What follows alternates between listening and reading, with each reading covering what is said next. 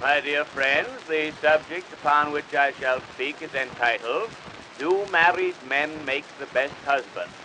I feel that I am in a position to converse intelligently on this particular subject because I happen to be a married man myself. I'm not bragging about it, understand, nor do I want to say anything against marriage, not being a profane man as a rule, and furthermore, I'm really very, very happy. Why, I'm married 4 years, and I'm so happy it doesn't seem like more than 12. And I'll tell you why. It's because we get along so beautifully, my wife and I. Why, only 2 nights ago, we were sitting in the parlor, and I held her hands for 3 hours. If I'd have let go, she'd have killed me. Funny thing how I came to meet my wife. One of those seaside affairs. I was introduced to her by a chap to whom I owed $5. Now he'll never get it. Of course, he knew at the time I would never pay him back while I was conscious, so in order to have his revenge, he introduced me to this female dreadnought. We got to be very friendly. Every day we went in bathing together, and that's what sort of started this little romance. One day, she got out a little bit too far.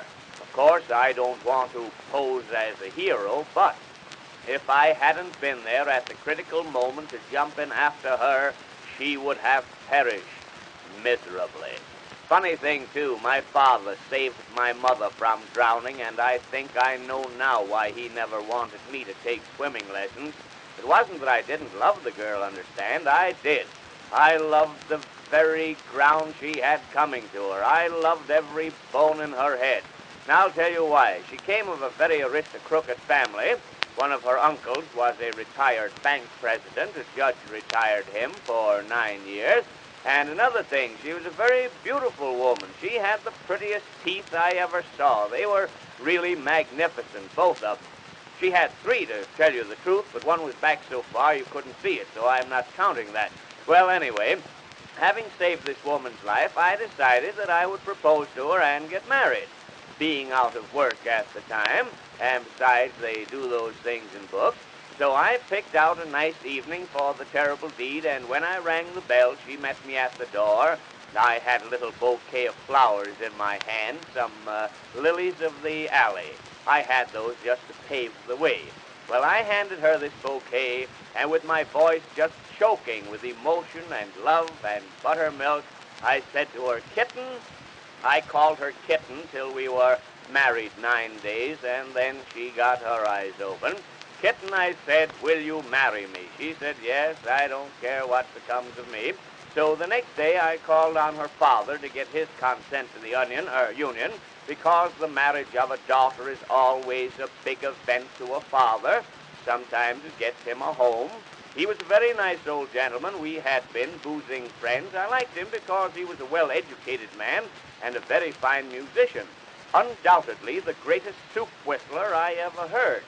You ought to hear him whistle a tomato obligato. Well, the morning I called on him, he was a bit out of sorts, because when I said to him, very politely, I said, "Mr. Dingbat, I wish to marry your daughter, and I came to you to get your consent to the marriage."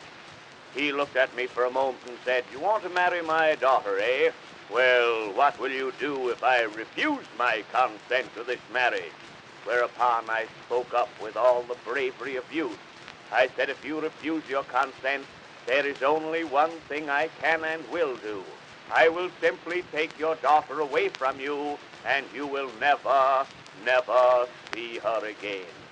So he refused. I took her right over to the minister's house. We were united in the holy bunk of matrimony, and the minister was a lovely old gentleman. I didn't want to offend him by offering him a few dollars for having married us, so I showed him how to fix his gas meter so it wouldn't register.